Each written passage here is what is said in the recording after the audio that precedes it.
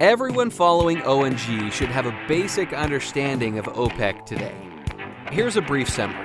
The Organization of the Petroleum Exporting Countries, OPEC, was founded in Baghdad with the signing of an agreement in September 1960 by 5 countries: Islamic Republic of Iran, Iraq, Kuwait, Saudi Arabia, and Venezuela. They were to become the founder members of the organization. These countries were later joined by Qatar, 1961, Indonesia, 1962, Libya, 1962, the United Arab Emirates, 1967, Algeria, 1969, Nigeria, 1971, Ecuador, 1973, Gabon, 1975, and Angola, 2007.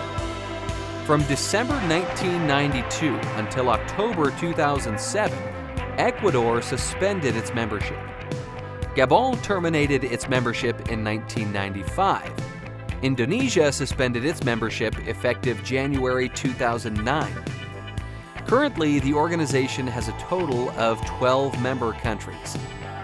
According to current estimates, more than 80% of the world's proven oil reserves are located in OPEC member countries, with the bulk of OPEC oil reserves in the Middle East, accounting for 66% of the OPEC total.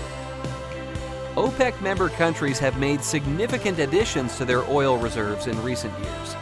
For example, by adopting best practices in the industry, realizing intensive explorations and enhanced recoveries. As a result, OPEC's proven oil reserves currently stand at 1,206.00 billion barrels. However, most OPEC members do not have shale oil reserves. As of mid-year 2017, the total world production of oil is approximately 83 million barrels per day, of which OPEC supplies approximately 33%. OPEC publishes OPEC Monthly Oil Market Report, which you can find at www.opec.org. It is nearly 100 pages long and covers economic conditions as well as oil supply-demand considerations. Please take a look at it so you can decide if you would like to read it monthly. OPEC used to set a production target for its members in order to maintain pricing discipline. Historically, Saudi Arabia was the swing supplier, meaning it would adjust its production if others cheated on their production quota. This worked well enough to make OPEC a powerful cartel for controlling oil prices.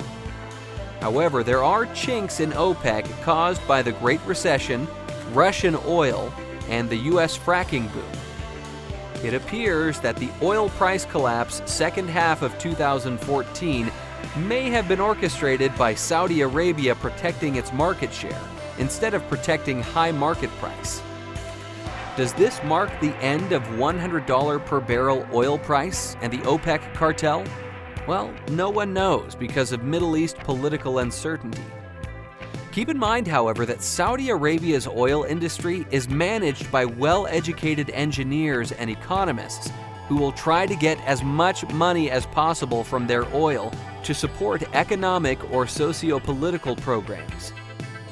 Forecasting short-term oil prices is fraught with political or economic intrigue, as the deplorable Khashoggi affair illustrates. Realpolitik energy considerations factor into Washington's diplomacy and remind us once again how important a vibrant domestic oil patch is to the nation. Thanks to America's domestic production, OPEC's clout is declining. To learn more, visit us at www.alliedresourcepartners.com. At Allied, we're leading the way.